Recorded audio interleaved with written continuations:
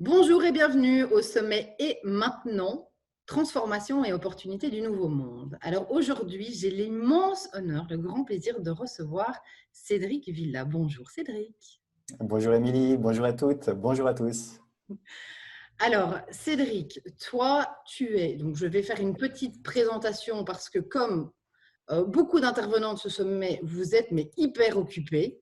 Vous avez 1000 cordes à votre arc et donc je ne sais pas retenir avec ma petite tête, donc je vais lire un petit peu ton parcours et tu complètes si tu veux. Donc Cédric est auteur et formateur. Il contribue notamment à rendre accessibles certaines pratiques méditatives aux personnes actives. Oh mon Dieu, ô combien important. Depuis 2012, il partage donc des outils à la fois brefs, ludiques et transformants aux personnes n'ayant pas forcément l'envie ou le temps de consacrer régulièrement plus de 10 minutes par jour à des pratiques formelles. Il a également fondé Instant Academy, une maison d'édition-distribution qui tend à rendre accessible le meilleur de la spiritualité à chacun d'entre nous. Elle touche déjà plusieurs dizaines de milliers de clients répartis dans plus de 35 pays.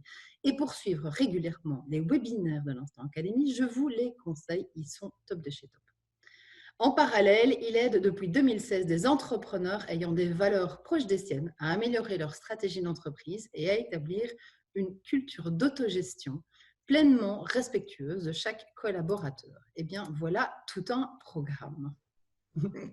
Donc, dis-moi, Cédric, pourquoi est-ce que tu as accepté de faire partie de ce sommet? Alors, pour deux grandes raisons. La première, c'est que je cherche au travers de mon activité sur Internet et aussi de manière générale, à contribuer à finalement un monde meilleur, si je peux dire des termes un peu qui sont beaucoup utilisés, mais c'est quand même à participer à un éveil de conscience. C'est quand même cet élan-là, c'est de voir comment je peux faire pour que finalement le monde après moi ait évolué dans un sens qui me semble plus élevé en joie, plus élevé en haute vibration. Comment je peux participer à ce mouvement de croissance vers quelque chose de beau. Et ton sommet, eh bien, il est tombé en pleine période de confinement, de pandémie. Tu l'as organisé suite à cette crise. Et donc, du coup, je me suis dit, elle me tend la main pour participer à une de mes missions, qui est justement de répandre cette joie, des nouvelles façons de faire, réinventer notre rapport au monde, à la nature. Et j'ai l'impression que c'est une belle opportunité. Et deuxièmement, j'apprécie personnellement tes valeurs et ce que tu fais. Je sais que tu es business coach et que tu aides justement à mettre de la joie et du jeu dans les entreprises. Et c'est des valeurs très proches des miennes. Et donc, du coup, je me suis dit, eh bien, tout est aligné, tout est OK. Allons-y. Et puis, j'ai grand plaisir à participer à ton sommet. C'est vrai que j'avoue que de mon côté, que j'ai forcément ce sommet est né de comment est-ce que je peux servir en fait, n'étant pas médecin, infirmière, camionneuse, heureusement d'ailleurs, ni caissière, c'est-à-dire dans la période spécifique, comment est-ce que je peux servir. Alors oui, on peut transmettre, on peut aider par ce qu'on sait. Moi, mon heure de jeu, c'est entre autres effectivement le marketing digital, mais il y avait vraiment un trop peu par rapport à la détresse ambiante.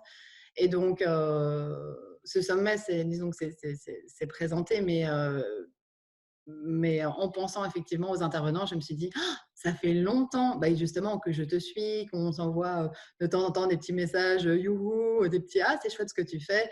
Et voilà, je me suis dit, c'est une bonne opportunité de travailler ensemble. D'ailleurs, je te l'ai écrit dans le mail directement. Donc, mille merci d'avoir accepté cette invitation. Et c'est vrai que pour le coup, c'est déjà quelque chose que tu fais dans l'instant académique. Quand on voit les thématiques qui sont abordées, on est beaucoup sur la connexion, sur l'amour, sur la méditation, donc c'est des thématiques. Voilà, confinement ou pas confinement, finalement, les valeurs qui sont véhiculées, ce dont tu parles, restent finalement les mêmes. Simplement confiné, c'est puissance 1000 au niveau du ressenti et du besoin de réponse, du besoin. J'en discutais hier avec une amie, c'est que si on peut travailler de temps en temps sur soi en disant tiens, on évolue, etc. Là, avec le confinement, on est comme ça par rapport à soi. Et pour les personnes qui sont seules, elles sont seules à seules face à elles-mêmes.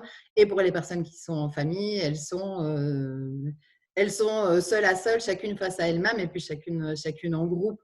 Et donc voilà, sans doute que c'est des choses qui, pour revenir à la thématique du jour, qui est, je trouve, très prometteuse, hein, vivre le confinement en famille, dans la joie et la bonne humeur. Alors là, je pense que tu es un petit peu vu, à mon avis, comme un messie pour les gens qui, qui sont en famille pour l'instant, pour lesquels c'est génial à plein de moments. Et puis, il y a des autres où c'est quand même plus compliqué. Donc peut-être qu'on pourrait aborder, pour moi, il y a deux thématiques. Il y a la thématique de la famille en tant que telle, c'est comment vivre ce confinement en famille dans le respect de tout le monde, donc, pour que chacun ait finalement son espace. Et Dieu sait qu'il y en a qui vivent dans des petits espaces. Et le côté travailler du coup dans cet espace qu'on n'a déjà pas seul.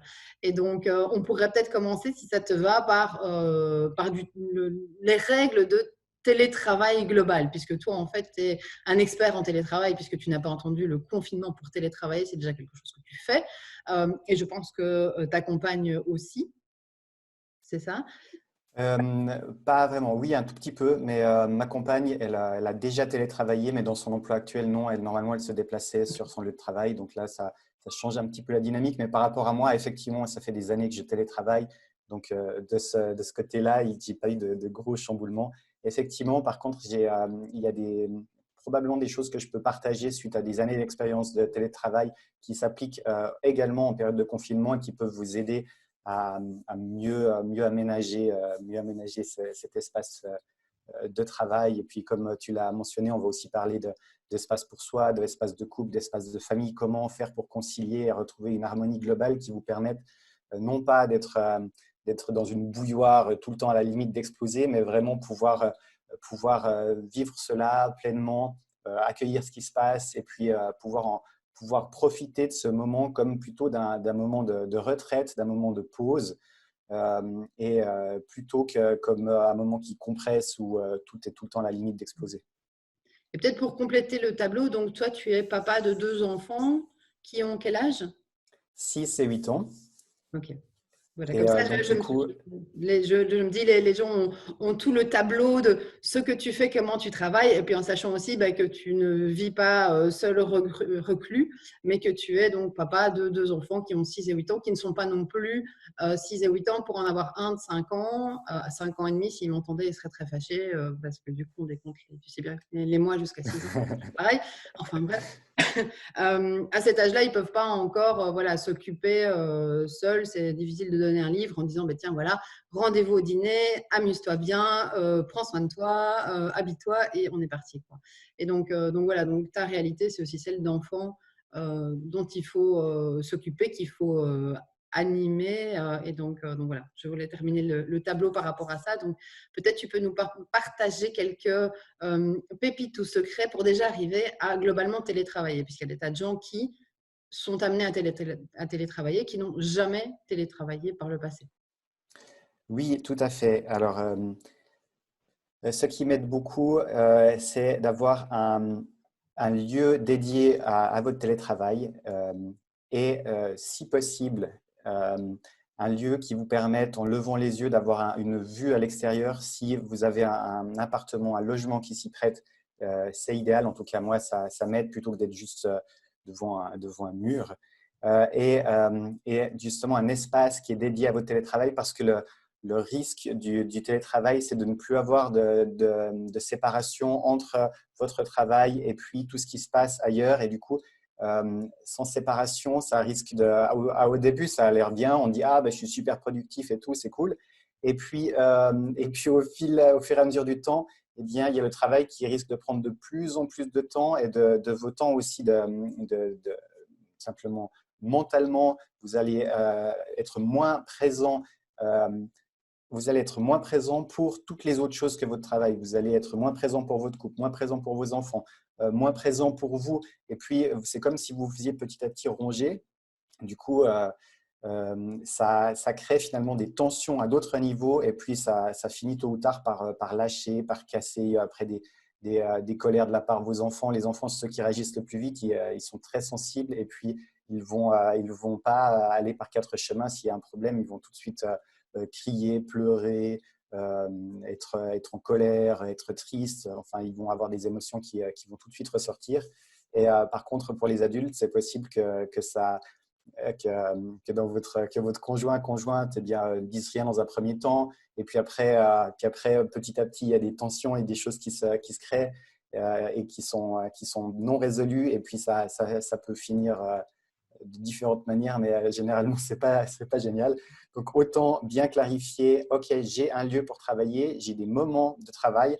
Et puis, si possible, en tout cas, moi, ce qui m'aide bien, c'est d'avoir une pièce dans laquelle vous dites pendant que je travaille, s'il vous plaît, ne me dérangez pas. Si vous avez ce luxe d'être deux à la maison et d'avoir une personne qui peut s'occuper des enfants pendant que l'autre travaille, même si c'est des tout petits moments, et puis de vous changer après, eh bien profitez-en. Si vous êtes seul avec vos enfants, eh bien dans ce cas-là, c'est de voir comment vous pouvez vous aménager. Moi, quand j'ai cette situation-là, plusieurs fois, j'ai travaillé tôt le matin euh, et puis ou bien le soir, une fois qu'ils sont couchés, pour que la journée, je puisse me dédier à mes enfants et pas avoir cette tension travail-enfant parce que ça m'arrive que quand j'ai vraiment un appel urgent, eh bien les enfants, tout d'un coup, ils jouent bien 10 minutes et puis je réalise mon appel.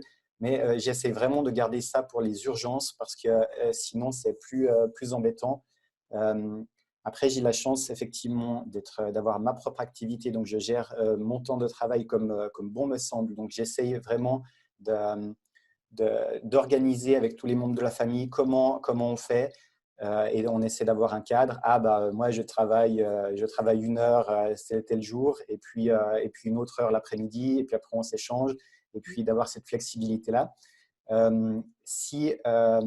Si vous pouvez le faire, c'est parfait. Si vous avez des contraintes de votre employeur par rapport à des heures bloc, eh bien, regardez comment vous pouvez vous aménager pour vraiment avoir ce temps qui est bien défini et pas que ça déborde. Et puis ce temps-là, eh bien, regardez, est-ce que les enfants ont la faculté, en fonction de leur âge, de s'amuser peut-être demi-heure tranquille, ou vous là, vous focalisez sur les tâches pendant qu'ils sont occupés à quelque chose, dans un jeu ou une activité qui vraiment les passionne, eh bien, vous profitez pour être dans une tâche qui vous demande plus de concentration. Et puis ensuite, vous avez un temps où il y a peut-être plus un mélange, où c'est des activités qui demandent de très peu de concentration. C'est plus de l'administratif, c'est plus des petites choses vous répondez à des mails faciles, ce genre de tâches.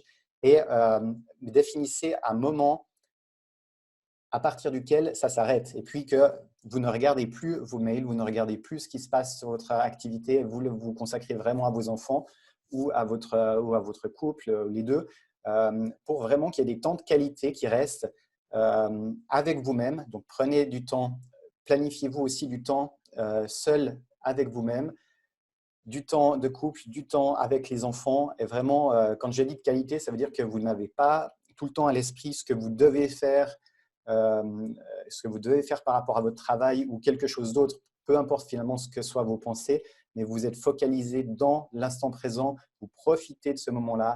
Et puis, si vraiment vous avez une pensée qui revient, eh bien, notez-la sur un papier, sur votre téléphone, le moyen que vous préférez. Et puis, vous y reviendrez dans la plage que vous avez consacrée à cette activité. Finalement, tu abordes trois choses qui sont différentes. La première, c'est la localisation. La deuxième, c'est l'horaire. Et la troisième, c'est l'organisation.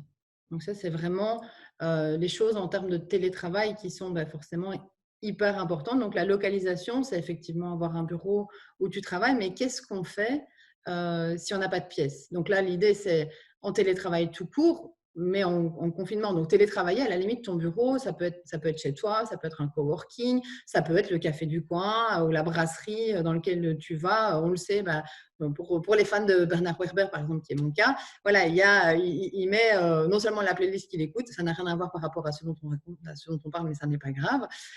Mais à côté de ça, il a des endroits où il va régulièrement pour écrire un certain nombre d'heures par jour. Je crois que c'est le matin de 8 à midi, 9 à midi, quelque chose comme ça. Donc, il y a une routine qui est installée. Donc, au niveau de la localisation, là, maintenant, dans le confinement, on sait que, mine de rien, le bureau, c'est peut-être le salon.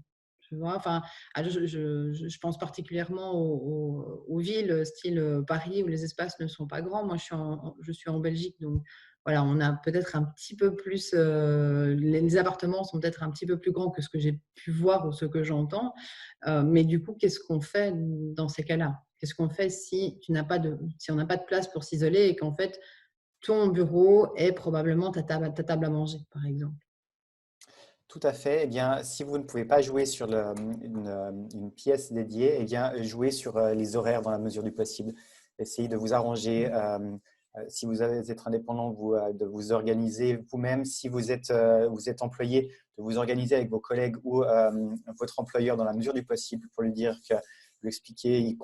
Généralement, les gens sont assez compréhensifs de ce genre de cas où il y a des contraintes vraiment particulières.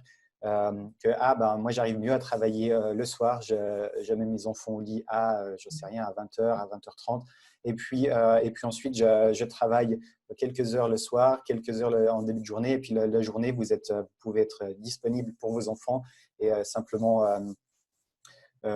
et ça vous permet d'avoir quand même un moment qui est dédié à défaut du lieu. Euh, et donc voilà, j'espère que ça peut être Ouais, utile. ouais. Tout à fait. Et tu touches à un point, enfin voilà, au deuxième point qui est l'horaire. Et en fait, j'ai fait quelque chose que j'avais jamais fait pour mon fils, c'est que j'ai créé un horaire et je l'ai mis sur le frigo. Et donc à 5 ans et demi, il a la notion du temps, mais il apprend à lire l'heure. Et il apprend à lire d'ailleurs tout court, by the way. Hein, c'est pas, donc j'ai écrit en imprimé avec ma plus belle écriture qui est ce qu'elle est, mais il sait plus ou moins lire, donc c'est plus ou moins bien.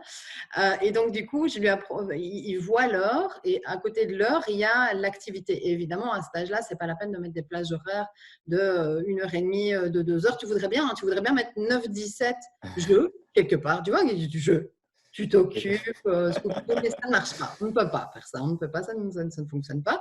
Et donc, du coup, l'idée, c'est, en tout cas, c'est comme ça que moi, je me suis organisée, c'est de découper en demi-heure et en heure. Et bon, forcément, quand on met 1 heure, j'ai mis par exemple le matin 1 heure devoir, bon, on sait qu'il n'est pas autonome parce qu'il ne sait pas lire ce qu'il doit faire pour les devoirs. Forcément, on a fait la razzia et là, c'est un petit truc aussi pour les parents. Je ne sais pas si tu as fait pareil de ton côté, mais au début du confinement, avant que les magasins soient fermés, j'ai acheté toute une série de livres style école à la maison, puisqu'il y a plein d'enfants qui font. Donc, je sais pas, tu as pareil chez toi? Tu fais aussi l'école à la maison avec les. Oui, oui, on fait aussi l'école à la maison. On a aussi mis justement un mini rituel en place. Et puis oui, j'ai imprimé pas mal de petits jeux, de petits exercices. Du coup, oui, oui, je les trouve sur Internet. D'ailleurs, les enseignantes de nos enfants nous ont dit, ah, si jamais on va sur tel et tel site, Ouais. si vous voulez compléter. Et puis, du coup, on a imprimé certains documents. Ouais, j'ai reçu aussi toute une liste de, tiens, voilà, les chouettes, que ce soit des bricolages, des exercices, etc. Donc, voilà, il y a pas mal de points d'entraide qui se font. C'est très gai. Donc, voilà, au niveau de l'horaire, c'est d'être aussi structuré que possible. Et bon, c'est bien parce que du coup, on illustre deux réalités différentes. Toi, tu es en couple et donc, vous savez vous organiser au niveau du timing. Moi, je suis mère célibataire. Et donc, du coup, l'organisation est aussi différente. Voilà, quand je n'ai pas mon fils, je travaille comme une folle. Et je rattrape en disant, bon ben voilà, 9-17 heures, on fait 3 promenades par jour, hop, hop, hop, on prend l'air. Par contre, il y a vraiment, ok, on n'a pas vraiment du travail jusqu'à 22, 23, un peu au finish. Mais par contre, quand mon fils est là, bah, le tempo est complètement différent puisque, bah, par définition, bah, je sais que quand j'ai une conférence call, il va probablement arriver, donner son avis sur les logos dont on est en train de discuter, par exemple. Donc, c'est juste de pouvoir prévenir les personnes que du coup, les limites ne sont plus fixes et je pense que de soi à soi, pouvoir aussi développer une certaine bienveillance et non-exigence, ou en tout cas une certaine latitude par rapport à l'organisation, puisque toi, tu as un rythme de travail, j'imagine, avec ta compagne, où c'est soit le matin, soit l'après-midi, ou par salle de 1 heure ou 2 heures, c'est ça? Alors, oui, ce que tu mentionnes, c'est important, c'est la flexibilité. C'est que, bah oui, on a aussi effectivement certaines plages horaires définies où bah là, je travaille une demi-journée, elle travaille une demi-journée. Mais après, c'est important de rester flexible parce que typiquement, en fonction des besoins de chacun, il peut se trouver que moi-même, bien, ça ne m'arrange pas à ce moment-là, que j'ai quelque chose de plus urgent, donc qu'on puisse échanger, qu'au contraire, avec les enfants, ou pas au contraire, mais dans un autre cas, avec les enfants, eh bien, ils veulent absolument qu'il y a quelque chose qui ne va pas, c'est que, je sais pas, j'ai pas été assez présent, ils veulent absolument un jeu, puis ça crée plein de tensions et tout. Bah, ok, je prends 1 heure pour faire le jeu avec les enfants. Et puis ensuite, on s'arrange sur la fin de journée pour faire en sorte que chacun et puis réaliser, mon épouse et moi-même, ayons pu réaliser ce que nous devions faire au travail. Et puis que les enfants, bah, ils soient aussi sentis écoutés, compris, qu'on ait pu passer un moment de jeu avec eux. Parce que souvent, justement, eh bien, c'est mieux vaut prendre un moment avec les enfants, on joue un moment, on joue demi-heure, on joue 1 heure, c'est pas forcément long, mais c'est justement cette qualité de présence. Et après finalement, ils sont plus autonomes pendant un certain moment après, alors que si on dit tout de suite non, je dois vraiment travailler, j'ai un truc d'urgent, et puis chez eux, ça crée aussi une tension. Du coup, ils vont vouloir encore être plus proches de nous, mais d'une manière qui va nous agacer parce que non, moi je veux travailler, quelque chose d'urgent à faire, papa il a un truc important. Et puis non, mais nous on veut jouer, nous on a psy, puis après ils pleurent, puis après ils ont voulu essayer un truc, et ça commence, on commence à partir dans un engrenage qui n'est plaisant pour personne. Ah oui, ça fait écho là, tu vois, tu revois des situations, tu te dis, ah oui, c'est vrai, et c'est vrai que c'est juste à un moment donné dire, je te vois, je fais attention à toi, tu comptes pour moi, enfin, tu vois, effectivement, c'est les rassurer, prendre le temps et ouais, faire descendre effectivement cet énervement, peur, excitation qui s'emballe, mais du coup qui tape sur les nerfs parce que, en fait, que dans ces moments-là, tu ne sais même pas travailler correctement. Exactement, et ça diminue notre propre capacité de travailler, ça fait des tensions au sein de nos proches. Donc du coup, finalement, globalement, on n'est pas du tout gagnant. Mieux vaut mettre. Moi, j'ai replanifié un nombre presque incalculable de rendez-vous parce que bah, c'était simplement pas le moment dans le respect des besoins d'autrui et des miens. C'était pas le moment. Donc du coup, bah, c'est d'avertir la personne. Qui est en face de vous. Je suis vraiment désolé, mais là, j'ai quelque chose d'urgent à régler. Est-ce qu'on peut replanifier l'appel? Et dans l'immense majorité des cas, ça se passe très bien. Les gens sont compréhensifs. Et puis vous, eh bien, vous respectez vos proches, vous respectez. Ça peut être aussi, là, je parle par rapport à vos enfants ou votre couple, mais ça peut être aussi par rapport à vous-même. Si vous sentez que vraiment, ce n'est pas le moment, que là, vous avez besoin de prendre un temps pour vous, eh bien, c'est OK. Réorganisez-vous, même si ça implique d'autres personnes. Peut-être que si vous ratez un rendez-vous qui est prévu avec d'autres, c'est pas grave, ça pourra quand même avancer, le projet pourra quand même avancer. Si vous êtes un pilier central de ce rendez-vous, où vous êtes simplement deux, et ben dans ce cas, replanifiez-le à un moment qui sera plus opportun. Dans l'immense majorité des cas, c'est pas grave, et puis ça sera mieux comme ça, plutôt que de créer des tensions en vous-même et puis autour de vous. Et ça va vous revenir contre, ça va contribuer à créer un climat vraiment justement de crispation qui n'est bon pour personne. Et d'ailleurs, j'illustre ça par quand j'ai voulu te présenter le sommet, tu m'as envoyé effectivement ton lien en ligne pour un rendez-vous et j'avais un rendez-vous voilà, bien plus tard. Et j'ai dit, écoute, et voilà, est-ce que je peux t'entendre rapidement avant. Et c'est ce que tu me disais. Tu dis oui, effectivement, moi, j'ai réorganisé mon agenda pour avoir ces moments en famille. Alors, il est clair que quand tu es employé avec des conf calls, c'est quand même c'est pas facile de se réorganiser, mais il y a vraiment ce côté, et je pense à des choses simples, hein, mais style par exemple tout ce qui est voilà, le fait de ne pas updater tout le temps ses mails ou regarder, enfin c'est compulsif et en fait du coup même le temps où on dit je ne travaille pas, je suis en pause, je suis avec mes enfants, on n'y est pas vraiment. Et donc ce qui veut dire qu'en fait à la place de gagner des crédits, des minutes de temps, de la latitude et de la tranquillité, en étant à 100% à ce qu'on fait et finalement en profitant du moment qui n'est pas un moment de travail, mais un moment de partage avec les proches, on reste toujours finalement à travailler. Et en fait, à la fin de la journée, j'en ai déjà fait des journées comme ça et j'en fais encore et j'en ferai encore. C'est juste, on est éclaté, quoi. On n'en peut plus parce qu'en fait, finalement, c'est comme si notre cerveau n'a jamais été en pause, n'a jamais été en repos. Mais avant, on avait ces espaces ou ces déplacements qui permettaient en fait d'avoir au choix soit de passer des coups de fil, soit de regarder la nature, soit de respirer, de prendre le temps de se poser, soit de chanter à tue-tête. Mais quoi qu'il en soit, c'est un autre type d'énergie que maintenant, on est tout le temps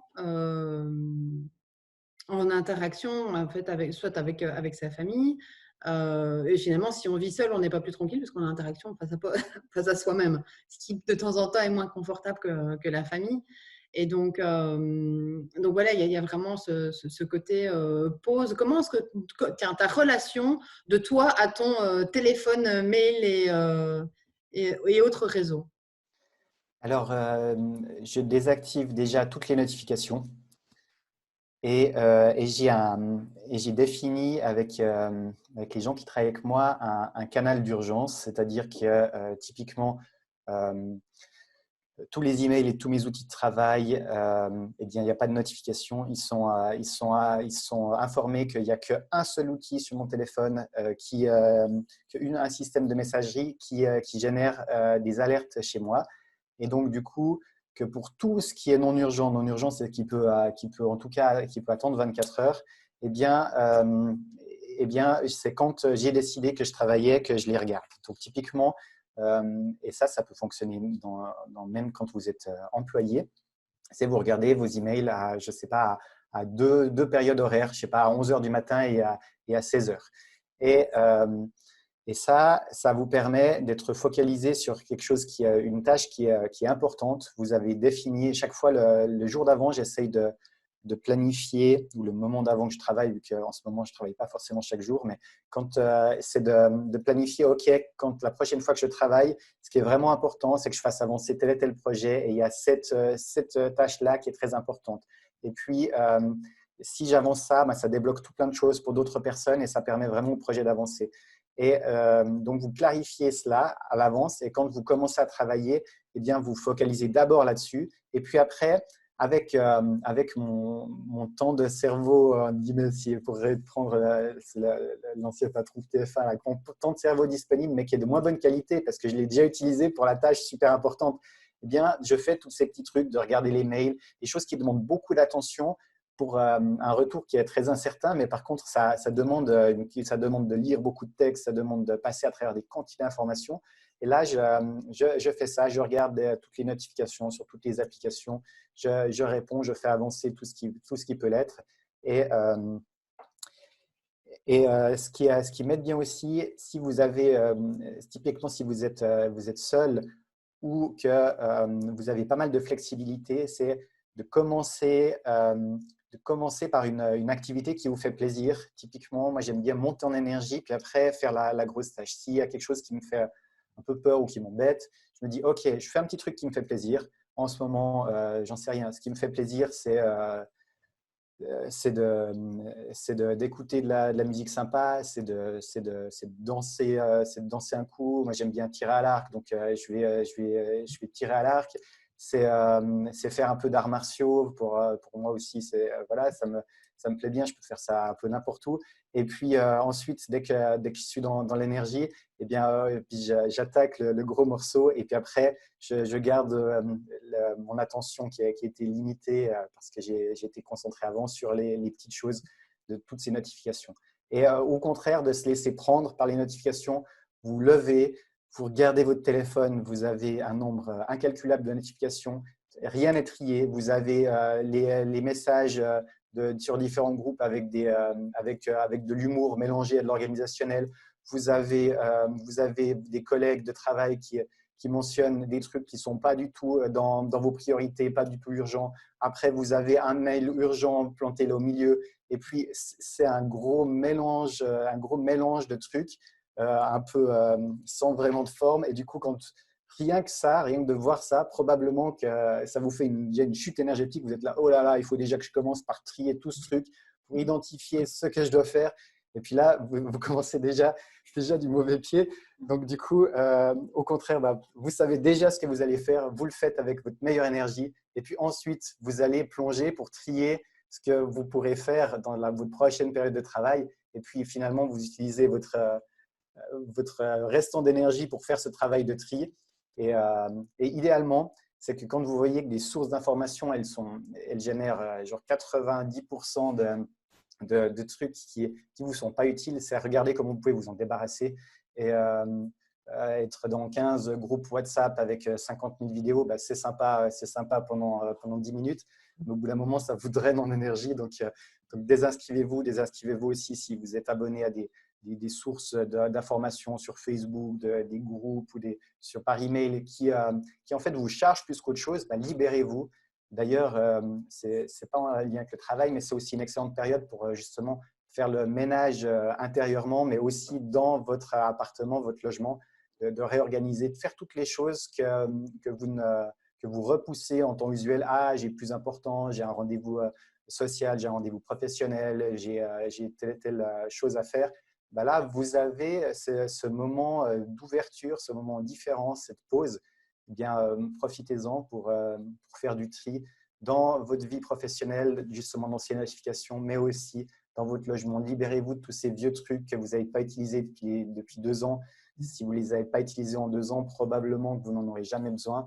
Et en même temps, ça permet d'alléger son extérieur, ça permet de s'alléger aussi intérieurement et ça participe à ce processus de nettoyage. Et quand c'est plus simple, plus léger, ça sera plus facile pour vous aussi de prendre les choses avec plus de détachement sans avoir tout de suite l'impression qu'il y a quelque chose qui vous tombe dessus comme ça. C'est un peu, vous êtes frayé un passage et puis vous serez créé un environnement qui sera plus propice à prendre du temps pour vous, plus propice à être en contact, un vrai contact avec vos proches. Et puis, vous retombez finalement dans une dynamique qui est plus saine et plus facile à vivre aussi parce que c'est un peu comme si vous avez nettoyé tous ces trucs noirs, sales, remplis de poussière. Et puis, vous êtes nouveau dans un environnement sain. Et tu touches à plein de choses, hein. Tu touches à l'énergie, à la routine, à l'organisation. Moi, j'aime bien cette phrase qui dit les emails, c'est les priorités des autres. Tout à fait, oui. Je l'ai entendu, je me dis oh, mais c'est vrai en fait, parce qu'en fait, à force de faire update sur ces mails, les notifications, etc., en fait, on est toujours en réaction. Et donc, quand on traite ces emails et qu'on fonctionne comme ça et qu'on est à updater non-stop, on produit rarement de la qualité parce qu'en fait, quand on a fini de faire tout ça, on a le cerveau qui est surchargé. Et donc, en termes de qualité, tu vois, c'est quoi que tu disais, la capacité de cerveau, c'est ça? Capacité d'attention du cerveau, oui. Ouais, capacité d'attention, elle est déjà plus, elle n'existe plus. Moi, je pense que, dis-moi si toi c'est pareil, mais il y a des horaires pour toute chose, quoi. Donc moi, je travaille très très bien le matin. À partir de 11h, 11h30, à part des Scooby-Doo, regarder des photos, répondre, voilà, je ne peux plus. Tu vois, la pile, elle est plate. Et puis, et puis moi, l'après-midi, je ne suis pas trop de l'après-midi, du coup, j'aime bien mettre mes calls, etc. l'après-midi. Et puis, par contre, début de soirée, ça va. Et si j'arrive à me remettre au travail après 19h. Bon, après, depuis le confinement, ça va beaucoup mieux puisque je n'ai plus trop le choix. C'est le timing que j'ai puisque j'ai mon fils l'après-midi. Mais là, je travaille super bien au niveau concentration, tu vois, jusqu'à 21h30, 22h. Et là, on parle vraiment d'énergie. Donc, tu disais finalement énergie slash routine, c'est commencer la journée avec un truc style, moi, je vois ça plutôt comme un toboggan. Tu vois, un espèce d'échauffement, que ça soit physique, yoga, énergétique, peu importe. Il y a vraiment plein de choses. Tout ce qui est Miracle Morning, il propose de l'écriture, de regarder des vidéos boostantes. Enfin voilà, il y a vraiment plein de rituels qu'on peut mettre en place.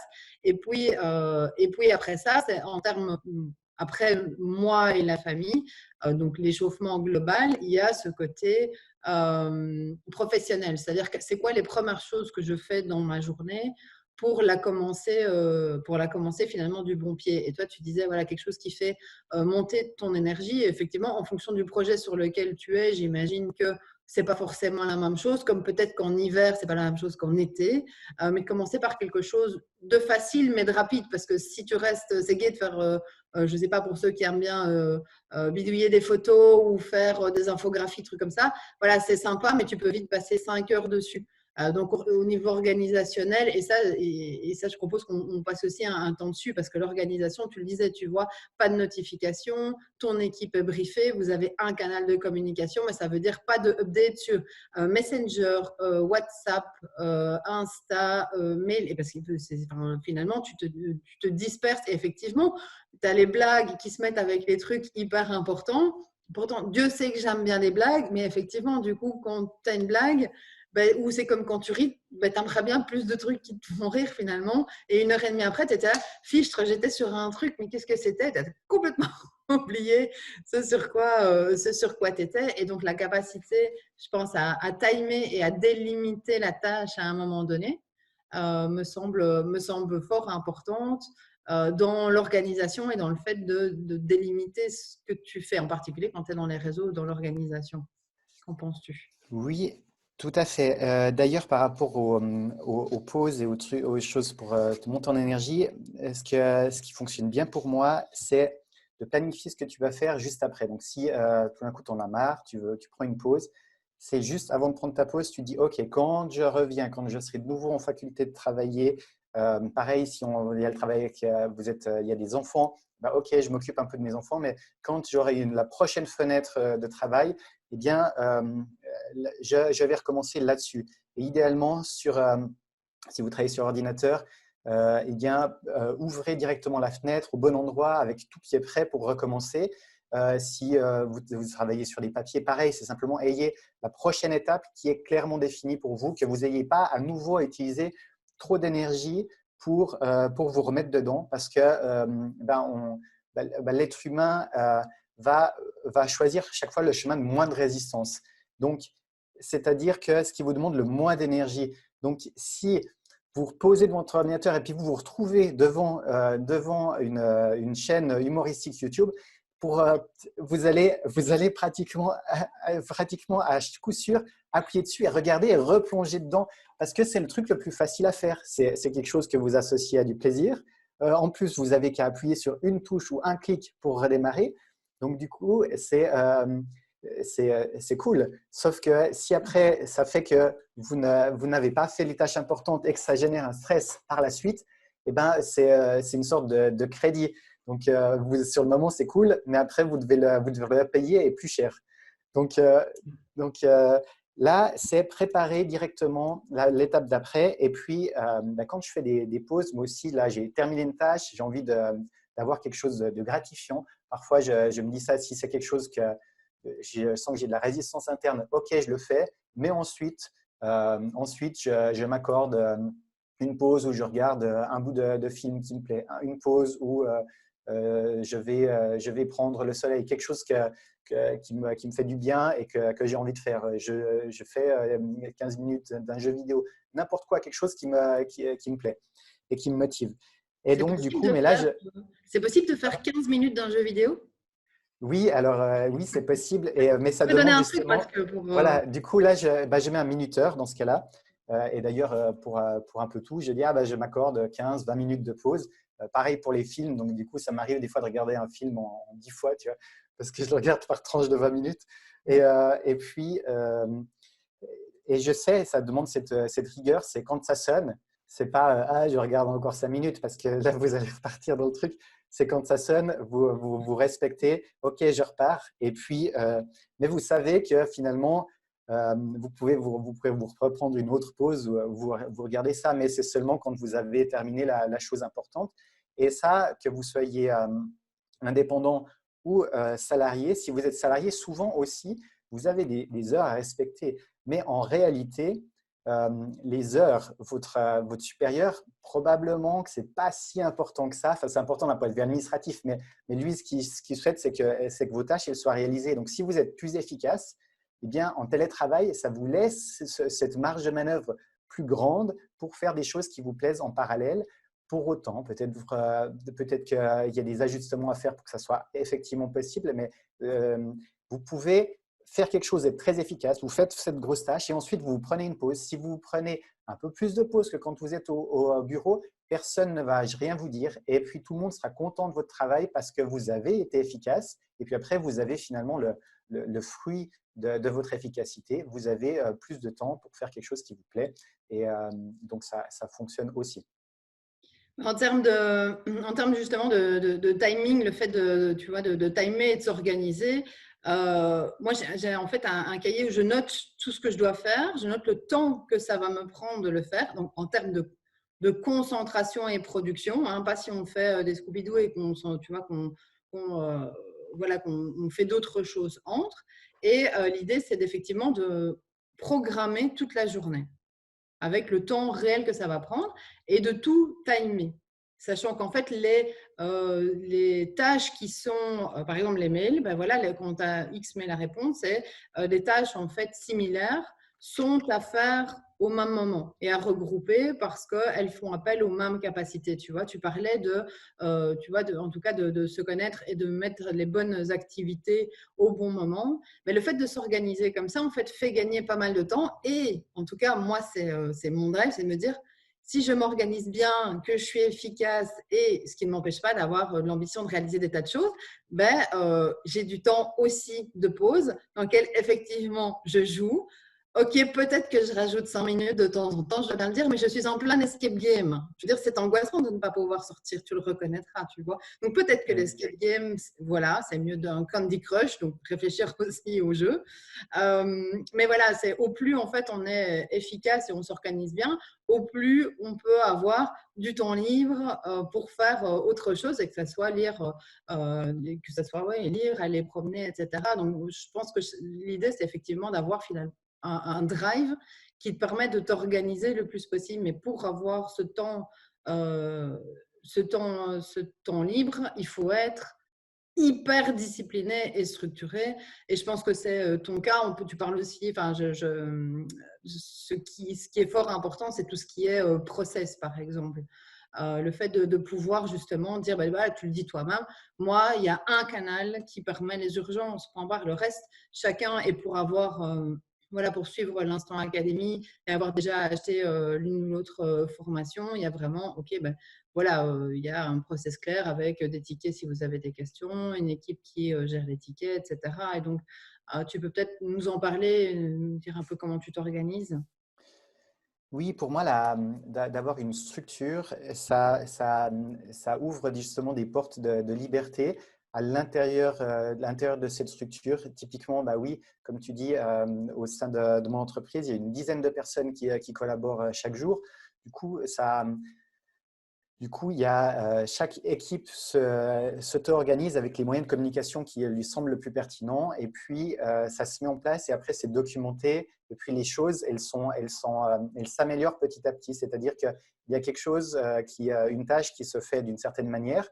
Les gens qui la réalisent, eh bien, elles auront des améliorations. Elles disent, ah ben moi, j'ai l'impression que si on fait ça comme ça va mieux. Alors, ils le documentent, ils l'essayent. Puis après, c'est tout le temps vivant. Donc, ça s'améliore petit à petit. Et et puis, ensuite, la façon dont les gens réalisent ces choses-là, ils vont tout le temps regarder comment ils peuvent être plus efficaces. Et quand typiquement, bah, vous êtes employé ou bien vous êtes payé au forfait, bah, si vous êtes plus efficace, ensuite, bah, tant mieux, c'est du temps que vous avez, comme dit Émilie, c'est du temps que vous avez pour vous, pour faire d'autres choses. C'est OK. Et puis, quand moi, je suis président de ma société, eh bien, s'il y a des choses qui fonctionnent bien, eh bien, ça me laisse plus de marge de manœuvre aussi pour faire les choses qui me parlent et puis avoir du temps libre pour moi. Et puis, il y a ce système de récompense personnelle. C'est OK, je me suis focalisé sur une belle tâche, j'ai fait quelque chose qui me monte en énergie, je réalise la tâche et puis ensuite, je me suis libéré du temps pour faire un truc qui me fait plaisir.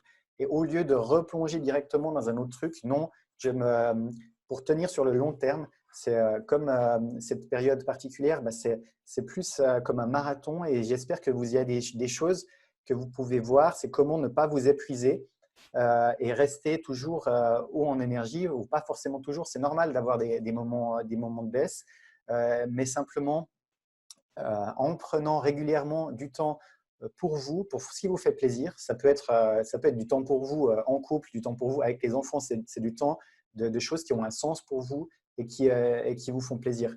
Ça peut être des activités créatives comme peindre, dessiner, chanter, danser. Ça peut être des choses, ça peut être des sports, ça peut être simplement des activités détente, du yoga, de la méditation, de prendre un bain.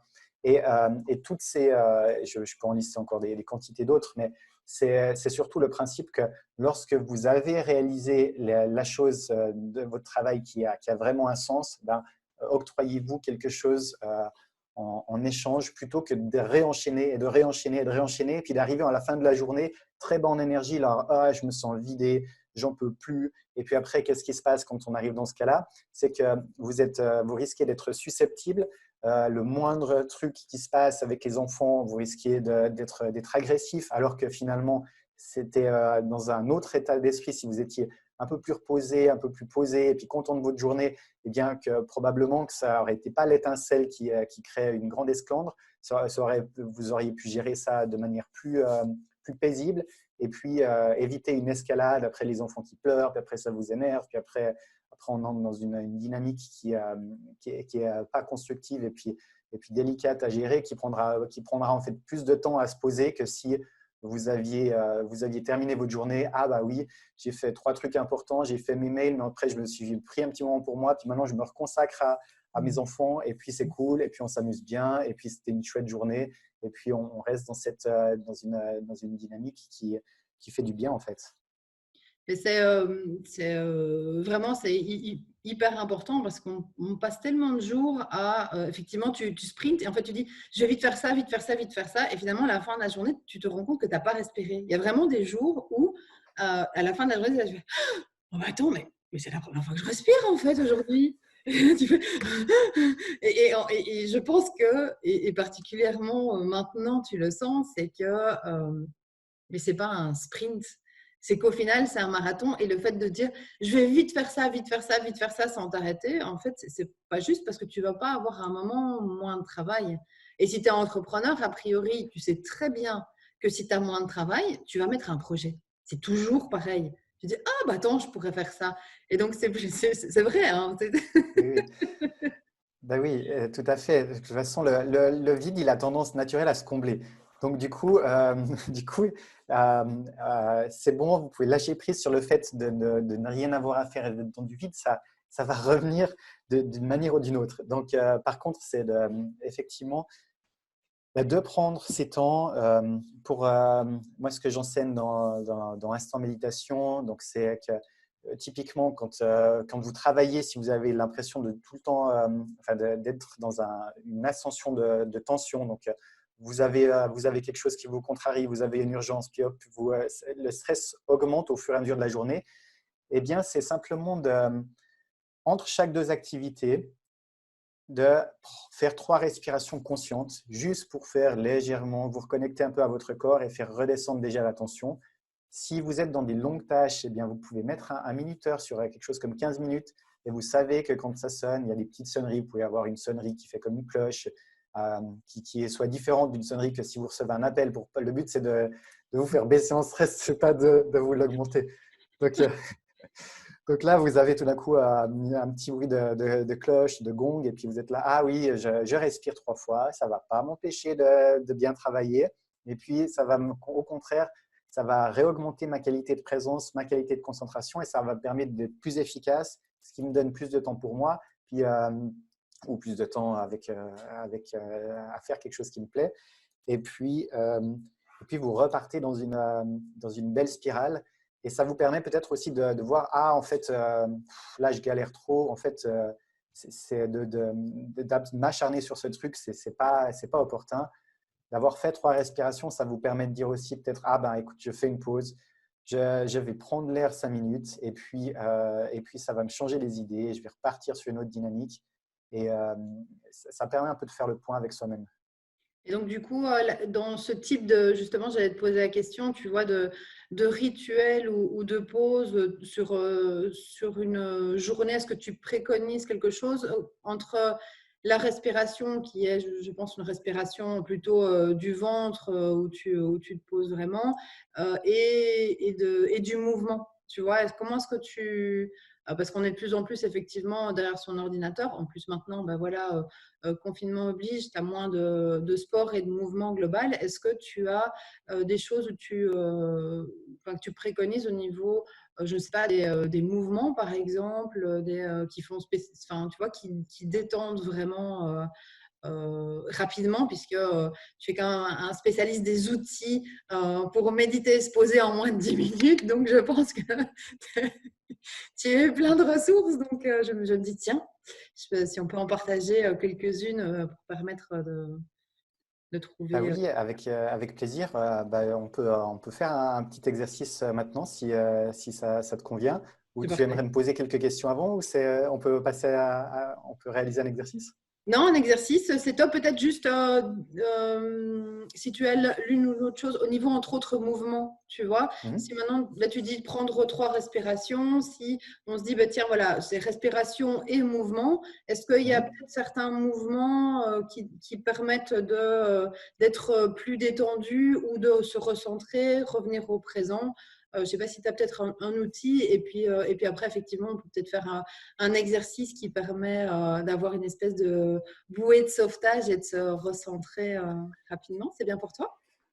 C'est parfait. Oui, il y a pas un mouvement figé parce que c'est à l'écoute de votre corps, mais c'est de ressentir les points de tension dans votre corps et puis de bouger. Donc simplement d'essayer on va le faire aussi durant l'exercice, c'est simplement de prendre quelques respirations. Et puis une fois que vous avez fait ces 3 respirations, scanner rapidement votre corps mentalement, enfin avec votre attention plutôt, et puis observer où il y a des zones de tension, et puis bouger simplement.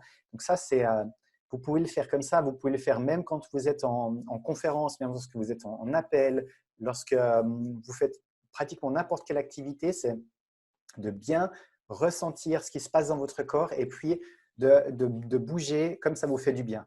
C'est vraiment d'être à l'écoute de votre corps et effectivement en bougeant moins, on a plus facilement des choses qui s'encrassent, même si je ne sais pas si scientifiquement c'est correct, mais en tout cas le principe c'est que moins on bouge, moins on a envie de bouger, puis plus le corps il devient un peu il devient moins flexible, moins mobile. Et puis, pour être en pleine santé, c'est important de vraiment être bien connecté à votre corps.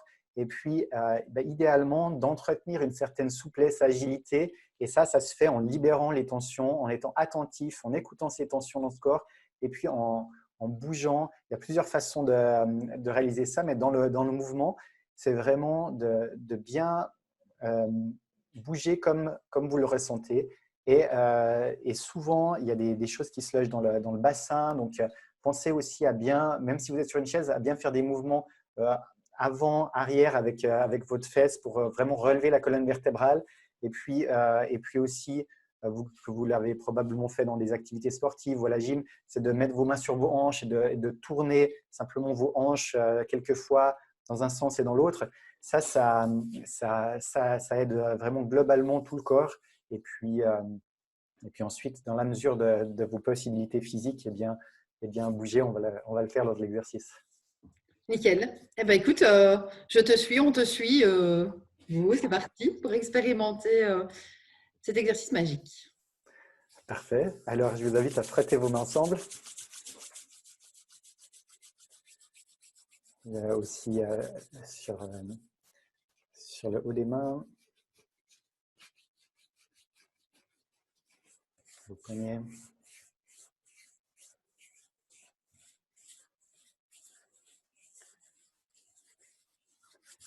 Et puis, vous pouvez poser ensuite la paume de vos mains directement sur vos yeux. Ça, c'est quelque chose qui est bien reposant si justement vous travaillez beaucoup devant un écran. C'est de temps en temps juste de prendre 20 secondes, fermez vos yeux. Fermez vos yeux, c'est déjà efficace. Et si en plus vous appliquez la paume de vos mains sur vos yeux, ça aide à les relaxer, à les détendre. Ça leur donne un moment de pause. Parce que devant un écran, ils sont vraiment très très actifs. Ils font des micro-mouvements. Et c'est très fatigant pour vos yeux qui n'ont pas vraiment été habitués à faire cela. Nos ancêtres n'avaient pas d'écran et regardaient plus au loin, faisaient des mouvements différents. Et donc, du coup, c'est particulièrement fatigant. C'est aussi une des causes du fait qu'on a beaucoup plus de personnes qui portent des lunettes qu'il y a quelques décennies avant que les écrans soient aussi généralisés.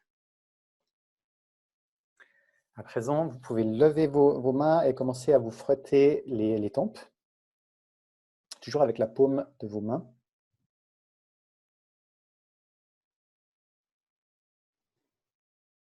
Vous pouvez descendre légèrement sur le haut de vos joues, sur vos zygomatiques.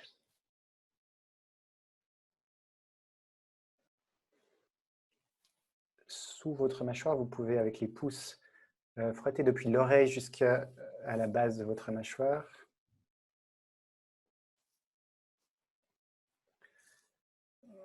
Parce que ça arrive assez fréquemment que lorsque vous avez des tensions, vous les accumulez peut-être dans votre mâchoire. Et puis, comme dans notre société, on parle beaucoup et on passe beaucoup de temps au téléphone.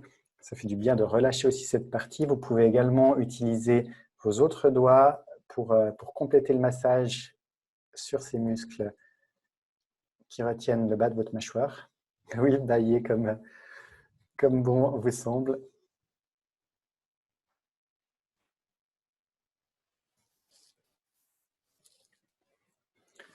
Ensuite, vous pouvez serrer votre crâne, mettre vos deux mains sur votre crâne, un peu vers l'arrière, et puis avec vos pouces, vous pouvez frotter la base de votre nuque. Si vous mettez penchez légèrement la tête en arrière, c'est peut-être plus facile.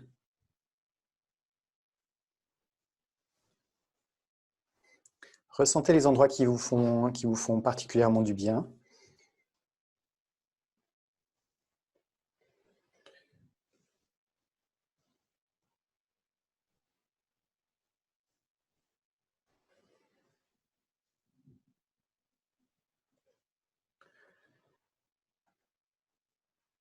Vous pouvez également, en même temps ou par la suite, frotter le sommet de votre crâne avec l'ensemble de vos doigts. Un peu comme lorsque vous allez vous faire coiffer, si vous prenez un shampoing,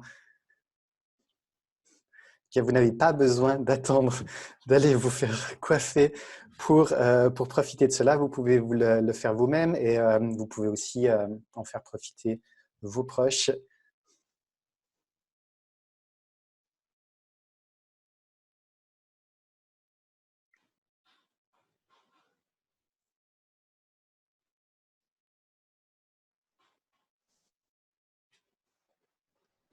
Vous pouvez à présent, avec vos index, frotter vos pommettes juste sous les yeux.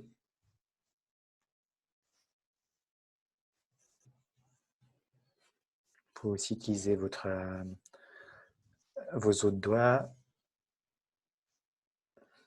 notamment votre majeur, votre index, éventuellement votre auriculaire. Puis ensuite, frottez encore une fois vos pommettes, mais de manière un petit peu différente, avec les paumes des mains ouvertes. Voilà, avec plus les doigts. Voilà. Ou comme bon vous semble, comme ça vous fait du bien. Essayez d'expérimenter.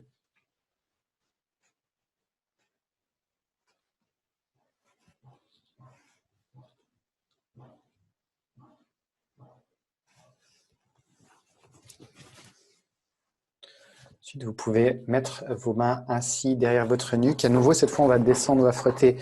On va plus aller dans la base de la nuque.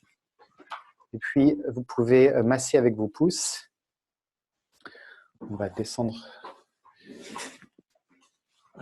Vous pouvez aussi, si c'est plus agréable pour vous, serrer entre l'index et le pouce cette zone-là. Vous pouvez également, comme c'est plus pratique pour vous, aussi poser vos mains ouvertes et puis faire le massage comme ça. Je vous laisse expérimenter, regardez ce qui est le plus agréable pour vous.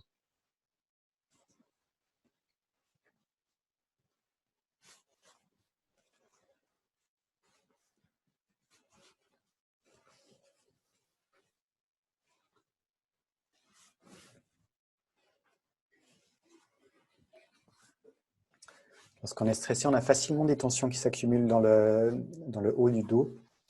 Donc, c'est intéressant de réaliser cet exercice d'automassage lorsque vous ressentez que vous commencez à avoir une sorte de rigidité dans la nuque, vous sentez que vous avez passé trop de temps avec une position un peu penchée vers l'avant, devant un ordinateur. Ça s'amplifie surtout avec le travail devant l'ordinateur où on a tendance à ne pas avoir le dos droit et puis la tête qui part en avant. Ensuite, vous pouvez serrer le haut de vos épaules et puis descendre après vraiment sur la base de l'épaule et puis sur vos bras. Vous pouvez faire des petits... vous serrez, vous relâchez, vous avancez d'1-2 cm, vous passez comme ça. Si vous nous écoutez seulement et que vous n'avez pas l'image, vous partez du haut de votre épaule avec la main opposée, vous serrez avec votre paume l'ensemble de votre bras et vous avancez du haut de l'épaule, en passant par le coude jusqu'à votre main. Puis ensuite, vous pouvez frotter avec votre pouce à l'intérieur de la paume de votre main. Ce sont aussi des points qui aident à se détendre. Donc ça, c'est quelque chose que vous pouvez faire même lorsque vous êtes en séance à distance, mais aussi par la suite, lorsque vous avez des séances avec d'autres personnes, vous pouvez simplement vous frotter l'intérieur des mains. C'est quelque chose que vous pouvez faire discrètement et qui peut vous aider à vous détendre. On va faire pareil sur l'autre bras. Donc, vous serrez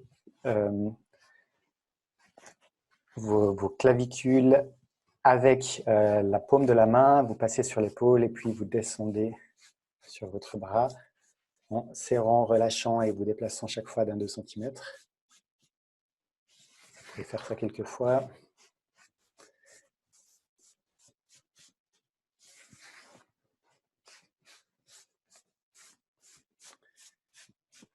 Et puis ensuite, ouvrez votre main et appuyez avec le pouce opposé au milieu de la paume de votre main.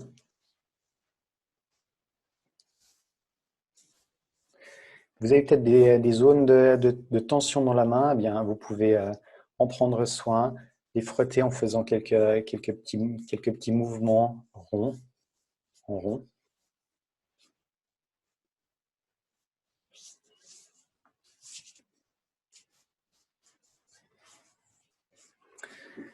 À présent, levez-vous et puis vous allez serrer les mains comme ceci et garder une certaine flexibilité dans les poignets. Donc, si vous n'avez pas la vidéo, vous fermez vos poings sans les serrer et vous allez bouger vos poignets de haut en bas tout en gardant une certaine flexibilité. Et puis, vous allez taper sur vos hanches et sur le haut de vos fesses. Puis aussi légèrement devant, si ça vous fait du bien. Avec une grande flexibilité, vous allez tapoter en fait sur ces zones dans le bas du dos et sur le haut de vos fesses qui accumulent les tensions.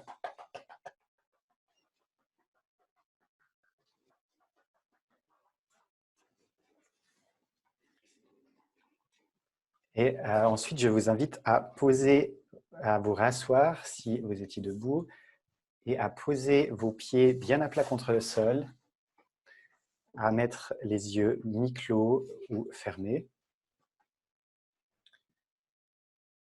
Et puis, à simplement être bien attentif à votre respiration.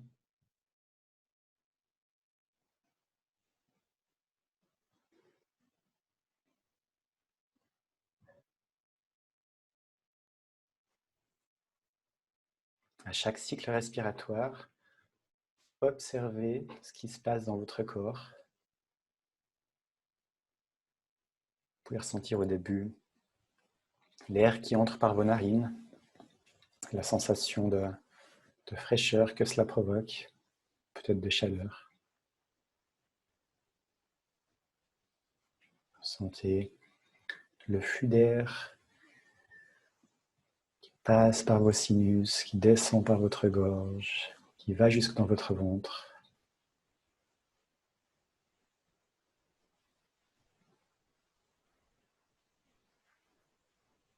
Remarquez votre corps qui s'apaise à chaque respiration.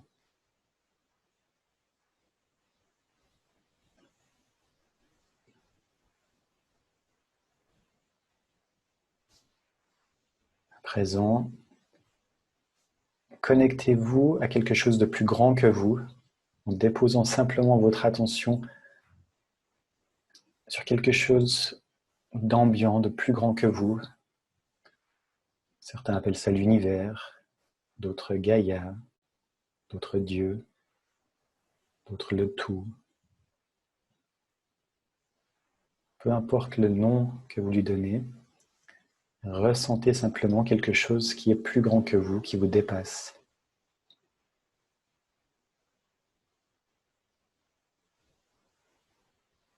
Et en même temps que vous faites cela, observez ce qui se passe dans votre corps.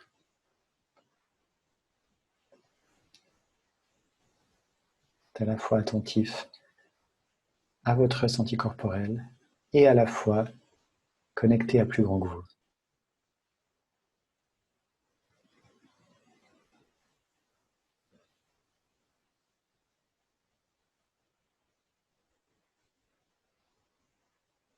Profitez de ce moment avec vous-même, connecté à plus grand que vous. Ressentez ce qui se passe dans votre corps en faisant cela.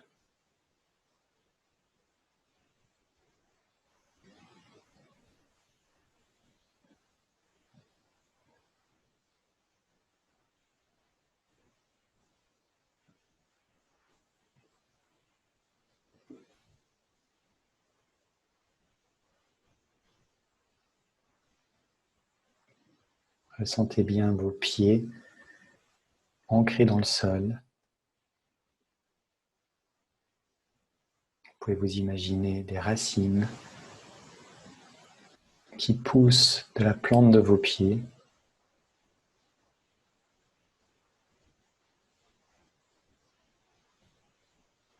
À l'inspiration, vous récupérez l'énergie du sol et à l'expiration, vous allez tendre votre réseau de racines.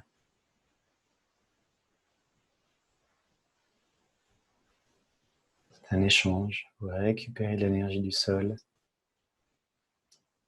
et vous lui en redonnez en étendant votre réseau de racines.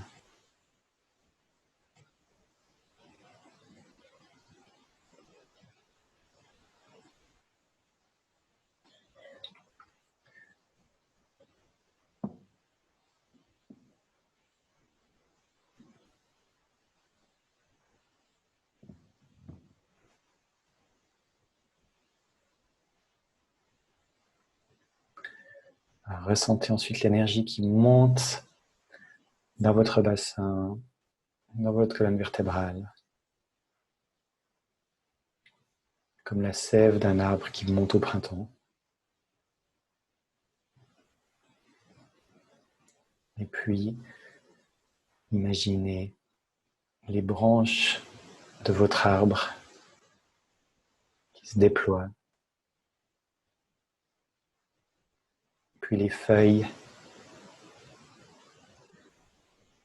se déploie depuis les bourgeons.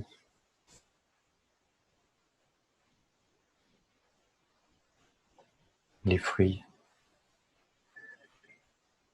Et vous ressentez faire partie d'un tout.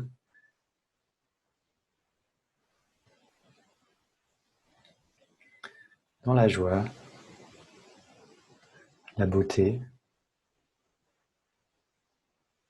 et la sérénité.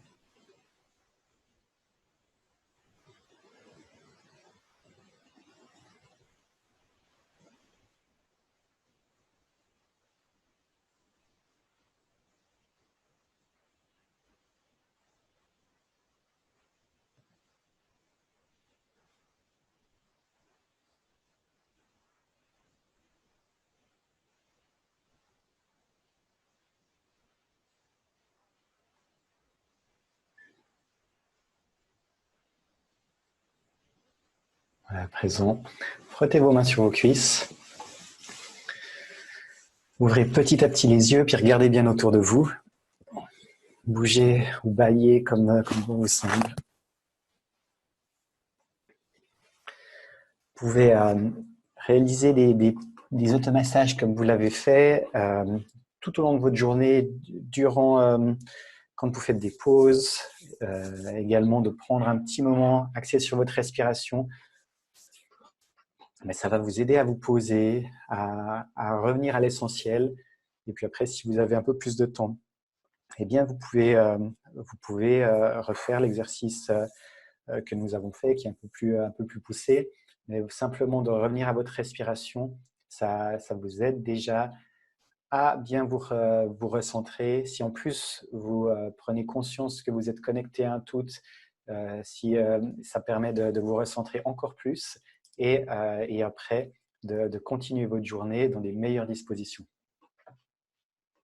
Eh bien, merci pour ce magnifique massage. Mais du coup, c'est fou parce que finalement, ça a pris 12-15 minutes, grand max, et on est tout détendu de la crinière, quoi. Donc, on est vraiment physiquement, et je pense que c'est important, et tu peux en témoigner, que c'est pas parce qu'on est détendu qu'on n'est pas efficace.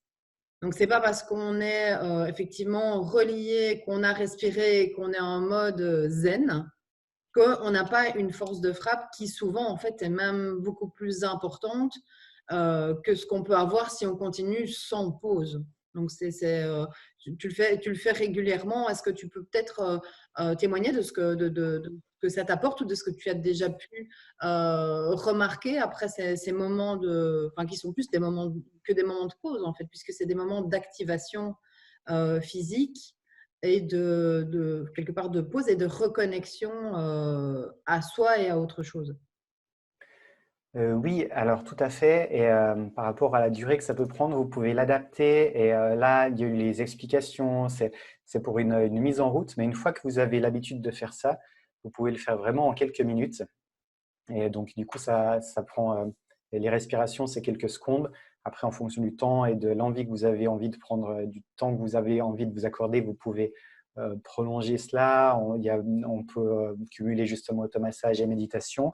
Par rapport à la tension, oui, on travaille beaucoup mieux dans des conditions où on est détendu. Donc, le stress peut être bon dans les cas où justement vous avez une contrainte ou un vrai danger, et puis ça peut être bon pour vous stimuler. Mais ça dépend à quel niveau. Si vous ressentez une pression pour terminer une tâche, ça va vous motiver. Mais si cette pression devient telle que ça crée des crispations dans votre corps, eh bien ça va vous plomber, et puis vous allez être moins efficace, vous aurez du mal à prendre du recul. Donc oui, au quotidien, j'essaie à chaque fois d'avoir le corps le plus fluide possible et détendu. Je l'utilise aussi dans les arts martiaux, et c'est un des principes de base, c'est que plus on est détendu, plus on peut agir vite et plus on est efficace. Et on essaye au maximum de limiter les crispations, et ça marche en fait dans la vie de tous les jours. Plus on arrive à accueillir ce qui se passe dans la fluidité, plus on va pouvoir avoir une réponse appropriée, on va pouvoir gérer les choses d'une manière plus détendue, donc plus agréable, et aussi une plus grande faculté à prendre du recul. OK, là, je suis hyper focalisé sur un truc. Maintenant, je me détends, je prends du recul. Qu'est-ce qui est vraiment important? Est-ce que je fais plutôt ça, plutôt ça? Est-ce que ce truc-là, c'est vraiment pertinent que je le fais maintenant alors que j'ai mon enfant qui pleure? Ah ben non, je regarde si je peux le réorganiser, le faire à un autre moment. Et ça, c'est possible quand vous arrivez à sortir la tête du guidon, à prendre du recul, à vous détendre, vous vous posez, vous regardez autour de vous, parce que quand on est stressé, on a tendance à avoir la vision qui devient plus restreinte. Donc, on est focalisé uniquement sur la tâche qu'on fait et on perd de vue la vue globale. Donc, reprenez de la hauteur, regardez autour de vous, qu'est-ce qui est important maintenant pour moi, pour ma famille, pour mon travail, comment je peux faire. Et puis, ça me permet d'avancer dans une plus grande détente. Faites-le aussi physiquement. Ah, bah, où est-ce que j'ai des tensions? Ah, là, bah, ok, peut-être que ce soir, une fois que j'ai terminé, je m'accorde un bain avec une petite odeur sympa. Vous mettez quelque chose à brûler, une huile essentielle ou je ne sais pas ce qui vous fait plaisir. Ah, bah, en ce moment-là, je n'ai pas le temps de faire un bain, et par contre, je peux me faire un petit massage, je peux bouger un petit peu. Si vous aimez danser, eh ben, vous dansez. Si c'est autre chose, c'est du yoga pour vous, eh ben, faites une salutation au soleil, quelque chose qui vous permette de bien vous reconnecter à votre corps, de le rendre plus fluide. Et vous verrez, c'est à la fois plaisant et en plus, vous allez gagner en efficacité, gagner également en qualité de présence par rapport à autrui. Ça va vous bénéficier dans le travail, mais aussi évidemment dans toute votre vie personnelle. Donc, vous entrez après dans une dynamique de fluidité. C'est plus facile de voir quelle est l'action pertinente maintenant pour que ça soit le plus harmonieux possible. S'il y a des tensions, bien de prendre du recul pour éviter de plonger dedans et puis d'amplifier celle-ci. Donc, d'avoir déjà un corps détendu, ça vous aide ensuite à vivre le reste de façon plus cool. Eh bien, merci pour toutes ces pépites et cet exercice vraiment extra qu'on peut faire en fait en plus long, en plus court, qu'on peut remanier. L'idée, c'est vraiment d'associer le mouvement et la respiration et tout en étant en pleine conscience, ou en tout cas pas forcément en faisant sa liste de courses en même temps, puisque la disponibilité est hyper importante. Euh, Si vous voulez en savoir plus sur Cédric, sur le site du sommet, il y a une page qui lui est dédiée avec les liens. Vous avez tout ce qu'il a fait, toutes ces informations, le lien vers l'instant académique que je vous recommande chaudement parce qu'ils font beaucoup d'activités, de webinaires qui sont hyper inspirants avec des gens qui sont excessivement pointus dans leur domaine. La plupart du temps, il y a des exercices, donc ça ne reste pas des concepts théoriques abstraits. Il y a un chat, et donc comme dans tout webinaire, on peut poser des tas de questions. C'est vraiment excessivement riche par des gens qui sont vraiment de magnifiques personnes, hein, dont l'objectif est de donner, donc, dont Cédric d'ailleurs est le fondateur. Donc, si vous avez aimé Cédric, et j'ai quand même toute une série de personnes qui ont vu ne fût-ce que ta photo en disant oh, lui, il a l'air extra, donc il rayonne déjà. Et vous voyez qu'en interview, c'est pareil. Donc, mille merci, Cédric, pour toutes ces pépites, tout ce que tu nous as partagé, pour ton temps. Et de toute façon, on se retrouve très bientôt.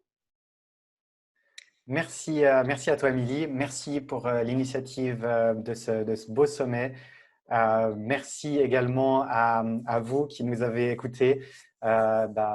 Au plaisir de vous retrouver effectivement lors d'une webconférence, lors d'un autre projet, d'un autre sommet, ou en tout cas au plaisir de vous retrouver. Et prenez soin de vous, refocalisez-vous sur l'essentiel. Et puis, prenez des petits moments de détente. Ça vous permet aussi de faire le point sur vos besoins. Vous verrez, c'est des tout petites choses, mais qui, cumulées, quand vous les pensez, vous y pensez chaque jour, ça change vraiment la dynamique de votre vie. Absolument. Mille merci, mille merci. À tout bientôt. Avec grand plaisir. Merci à toi. Et puis, oui, à tout bientôt.